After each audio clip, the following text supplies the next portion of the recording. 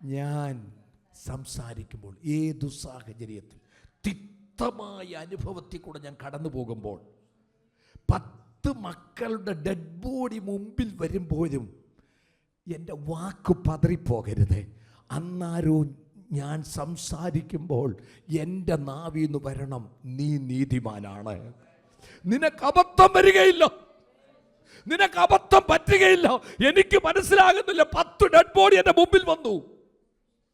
അപ്പോഴും ഞാൻ പറയണം, ദൈവത്തിന് അബദ്ധം വരത്തില്ല, ദൈവം തന്നു, അതുകൊണ്ടാണ് ദൈവം എടുത്തു എന്ന് പറഞ്ഞത്.